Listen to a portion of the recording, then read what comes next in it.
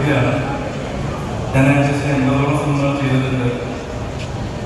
അത് ഭാഗ്യമോ നിർഭാഗ്യമോ എന്നറിയില്ല, ചെയ്ത സിനിമകളെല്ലാം തന്നെ അത്യാവശ്യം നല്ല പോയ പടങ്ങളാണ്.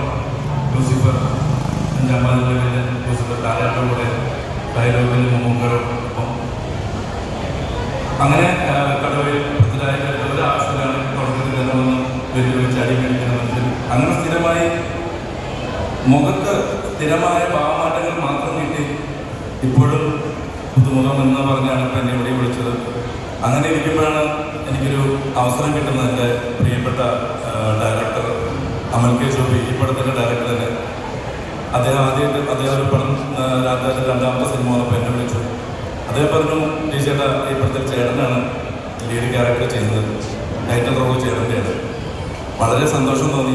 ഇതോടുകൂടിയെങ്കിലും നമ്മൾ തിരിച്ചറിയുന്ന ഒരു നടനായി മാറണമെന്നുള്ള സന്തോഷത്തോടെ നിൽക്കുമ്പോഴാണ് അദ്ദേഹം വിളിച്ചു വരുത്തിയിട്ട് തുമസ്നലിനെ എന്നെ നരച്ച താടി, നരച്ച മീശി, നരച്ച മുടിയുള്ള ഒരു അപ്പൂപ്പ ക്യാരക്ടറൊക്കെ കൊണ്ടുവന്നു. പടം വലിയ ഹിറ്റായി. എല്ലാവരും ചോദിച്ചു, പടം കണ്ടു പക്ഷേ ജെയ്സിനെ കണ്ടില്ലല്ലോ എന്ന് പറഞ്ഞു.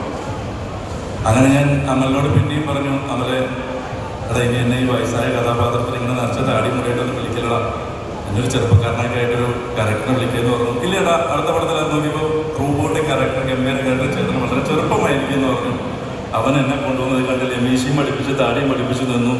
ഇന്നലെ പാട്ട് റിലീസായിട്ട് എൻ്റെ സുഹൃത്തുക്കൾ പറഞ്ഞു, ജെയ്സ് അയച്ച പാട്ട് കണ്ടു പക്ഷേ ജെയ്സിനെ കണ്ടില്ലല്ലോ. അപ്പോൾ അങ്ങനെ വീണ്ടും എൻ്റെ ചന്തുവിൻ്റെ ജീവിതം പിന്നെയും ഇങ്ങനെ തോറ്റു പോയിക്കൊണ്ടിരിക്കുകയാണ്.